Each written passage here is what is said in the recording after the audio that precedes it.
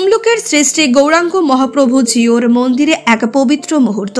পরম ব্রহ্ম প্রেম পুরুষোত্তম শ্রেষ্ঠী কৃষ্ণ চৈতন্য মহাপ্রভুর তাম্রলিপ্ত তথা অখণ্ড মেদিনীপুরে 516তম প্রথম আগমন মহা মহোৎসব উপলক্ষে এক বিশেষ প্রস্তুতি সভার আয়োজন করা হয়।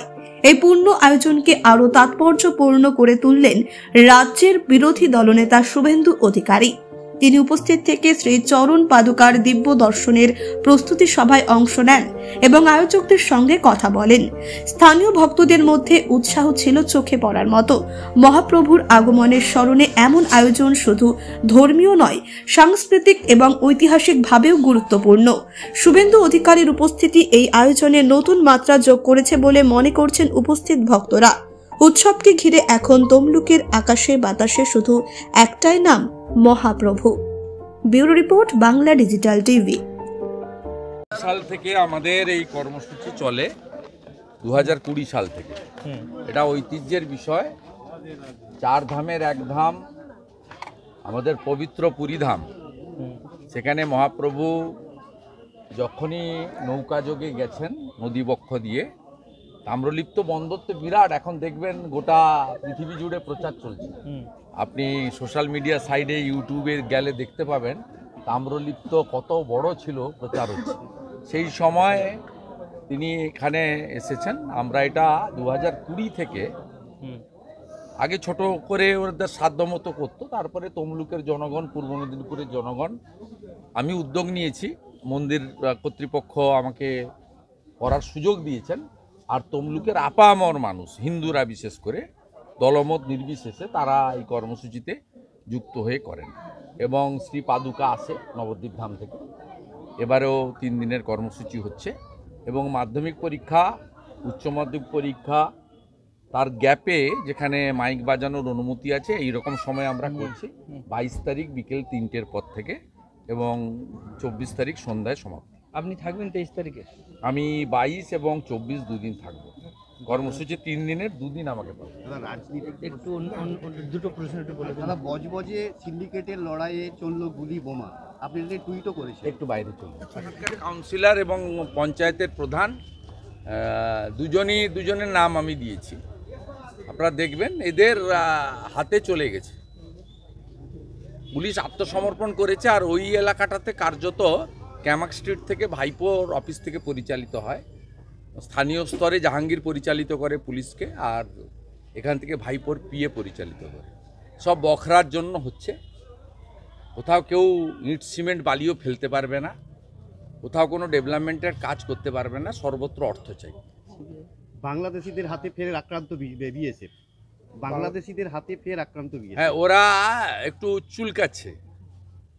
ওরা চাইছে আমরা শক্তি দেখাই। আমরা মশা মাছি পিঁপড়ার গায়ে হাত দিই না। আর ওখানকার যে মোল্লা ইউনুস আছে সুদখোর, সে আনপপুলার হয়ে গেছে। ও চাইছে ভারত অ্যাটাক করুক, তখন দেশপ্রেমের জিগির জাগিয়ে সবাইকে ইউনাইটেড করবে।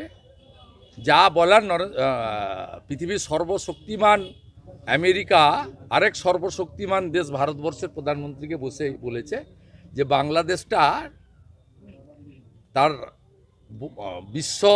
বিশ্ব রাজনীতিতে কি নীতি হবে, কি ব্যবস্থা হবে, সেটা নরেন্দ্র মোদীজি ঠিক করবেন, ভারতবর্ষের প্রধানমন্ত্রী।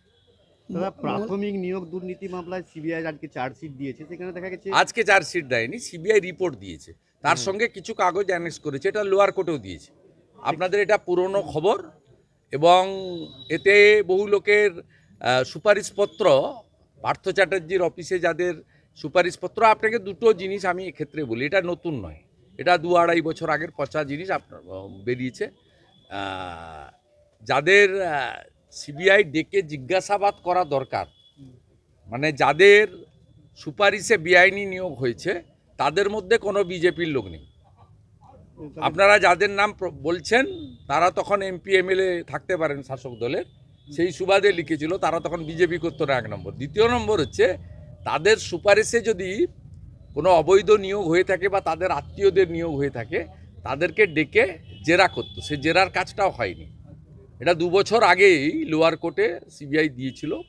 এটা পার্থ চ্যাটার্জির দপ্তর থেকে যে রেকমেন্ডেশন লেটারগুলো মানিক ভট্টাচার্যের দপ্তরে গেছিল, তার একটা কপি শুধু, এটার সঙ্গে কিছু নেই।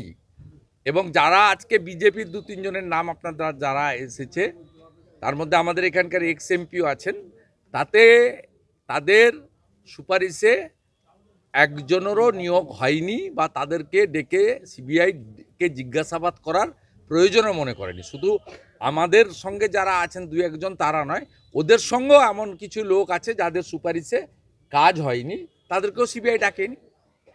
সিবিআই ইনভেস্টিগেশনে তার মূল চার্জশিটে বলে দিয়েছে কিভাবে কার কার সুপারিশে সাদা খাতায় অবৈধ নিয়োগ হয়েছে। অতএব অবৈধ নিয়োগ যাদের হয়েছে, অর্থের বিনিময়ে যাদের নিয়োগ হয়েছে, ফাঁকা খাতা দিয়ে যাদের নিয়োগ হয়েছে, তাদের বিরুদ্ধে ব্যবস্থা নিক, এবং যদি কোনো নেতা মন্ত্রী আধিকারিকের আত্মীয় চাকরি পেয়ে থাকে তার সুপারিশে তার বিরুদ্ধেও ব্যবস্থা নিক, সেটা আমরা চাই। কিন্তু সাথে সাথে এটাও চাই যোগ্য যারা, এই অযোগ্যদেরকে ব্যবস্থা নিতে গিয়ে যোগ্যরা যেন ক্ষতিগ্রস্ত না হয়।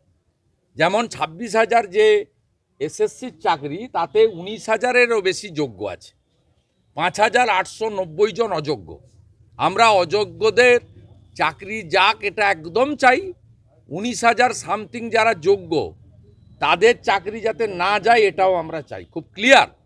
এবং রাজ্য সরকার অবৈধ লোকেদের বাঁচানোর জন্যই যোগ্য অযোগ্য বাছাই করা তালিকা সুপ্রিম কোর্টে দেয়নি। তাই এটা মধ্য দিয়ে এমন কিছু বিষয় নয়, এটা কমপ্লিটলি যা মেটেরিয়াল তারা সিজার লিস্টে পেয়েছিল তার অ্যানেক্সচার, নাথিং এলস।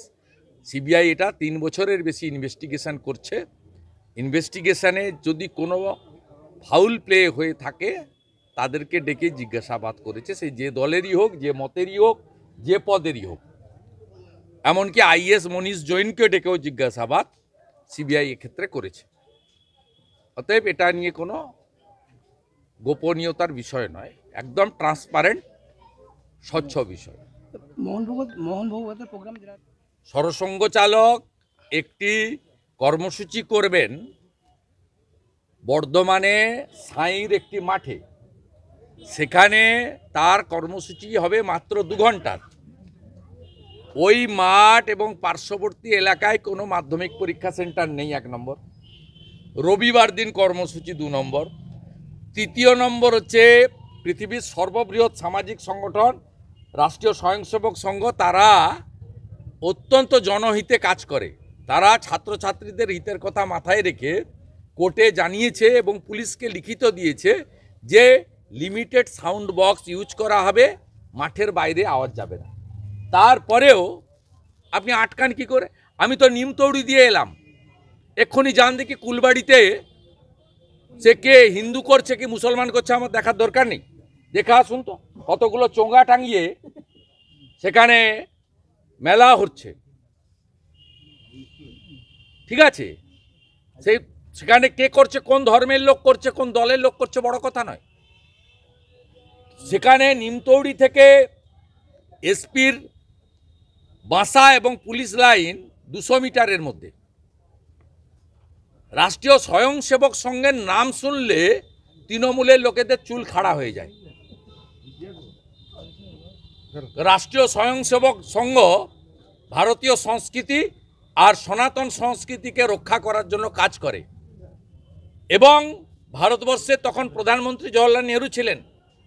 চীন ভারত যুদ্ধের পরে চীন যুদ্ধে এত ভালো ভলেন্টিয়ারের কাজ করেছে আরএসএস এর সঙ্গের লোকেরা। 26শে জানুয়ারি প্রজাতন্ত্র দিবসে প্যারেডে অংশগ্রহণ করেছিল সংঘ। মমতা ব্যানার্জি জানে না বলে এসব করছে, ইতিহাস পড়তে হবে। বীর সাভারকারকে আন্দামানের জেলে রাখা হয়েছিল দেশপ্রেমী বলে। অতএব মমতা বন্দ্যোপাধ্যায় ভীত আতঙ্কিত যে পশ্চিমবঙ্গে শিক্ষাক্ষেত্রে হোক, স্বাস্থ্যক্ষেত্রে হোক, সামাজিক আন্দোলনে হোক, লাভ জিহাদের বিরোধিতা করার হোক, জমি জিহাদের বিরোধিতা করা জন্য হোক, সংঘের যে ব্যাপ্তি বৃদ্ধি পাচ্ছে এবং প্রচুর মানুষ সংঘ এবং সংঘের আয়ামগুলিতে যুক্ত হচ্ছেন, এই আতঙ্ক থেকে পুলিশকে দিয়ে রাজ্যের পুলিশ মন্ত্রী সরসঙ্গ চালকের সভাতে বাধা সৃষ্টি করেছিলেন জাস্টিস অমৃতা সিনহা মহোদয়া। তিনি সরকার এবং পুলিশের অনেক অন্যায়ের বিরুদ্ধে বারে বারে তার আইনি পথে তার সিদ্ধান্ত আমরা দেখেছি। আজকেও আরেকবার পুলিশ মন্ত্রী তথা রাজ্য পুলিশ হাইকোর্টের একটা থাপ্পড় নয়, দুটো থাপ্পড় দিল।